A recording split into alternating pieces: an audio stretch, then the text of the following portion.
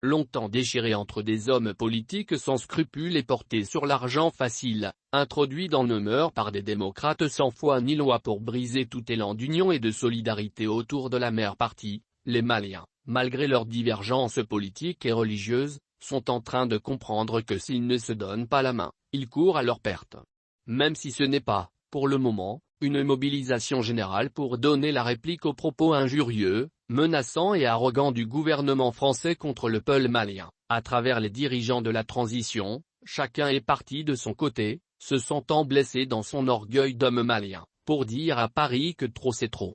D'anciens ministres aux citoyens lambda, en passant par les universitaires, la fibre patriotique a été rallumée face aux sorties désobligeantes du président français, Emmanuel Macron et certains de ses ministres contre les Maliens qui peinent à récolter les fruits de sa lutte contre le terrorisme dont les troupes françaises se sont engagées depuis 8 ans pour éradiquer ce fléau dans notre pays et dans le reste du Sahel.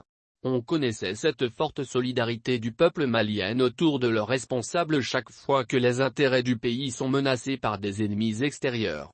Et cela a été toujours un grand moment de communion entre les dirigeants politiques et le peuple. Rappel historique important. À l'éclatement de la Fédération du Mali, Modibo Keïta et ses compagnons ont bénéficié du soutien sans faille du peuple malien.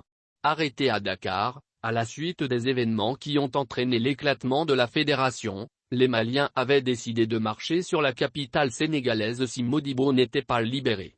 Et quand il a été libéré, les Bamakois ont bravé les intempéries, vent, soleil, pluie, pour réserver un accueil digne à la délégation. Idem pour le président Moussa Traoré. Malgré la tension politique à l'époque, les Maliens l'ont porté dans leur cœur lors des 2-0-2 guerres que notre pays a livrées à la Haute-Volta, 1974, devenue en 1984 au Burkina Faso, 1985. Ces événements doivent nous interpeller à tout instant quand l'ennemi se présente à nos portes. Nous devons rester debout sur le rempart comme nous dit notre hymne national et qui nous incite d'ailleurs à nous armer et à se battre pour la victoire finale. Mais, c'est avec grand regret que nous constatons que depuis l'avènement de la démocratie, les Maliens ne sont préoccupés que par le gain facile, volant en éclats la fibre patriotique sans laquelle nous serons toujours la proie facile pour les autres comme c'est le cas aujourd'hui. Ils jouent sur notre division pour nous maintenir dans cet état de ni paix ni guerre pour leurs propres intérêts. Si cela a été possible, c'est avec la complicité de certains fils du Mali qui n'ont jamais mis au devant la construction du citoyen malien, capable de comprendre les enjeux géopolitiques et géostratégiques du monde, contrairement au régime de Modibo Keïta et du général Moussa Traoré. Ces femmes et ces hommes, qui se sont abusivement appelés démocrates, ont été les profiteurs du labeur de leurs compatriotes au nom de la démocratie, un système politique en déphasage de nos réalités.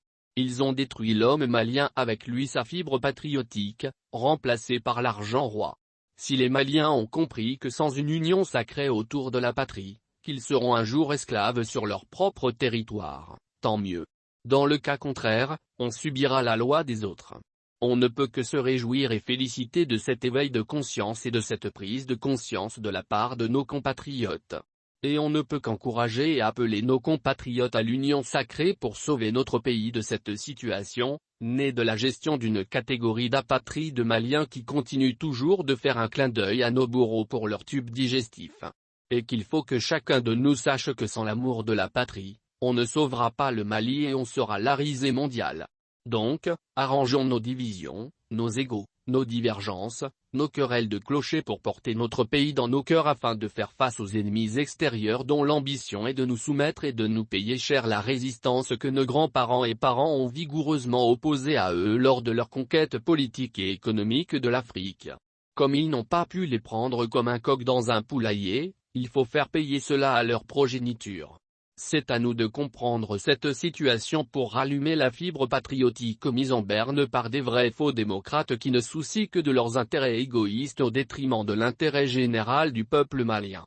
C'est à seul prix qu'on nous prendra au sérieux.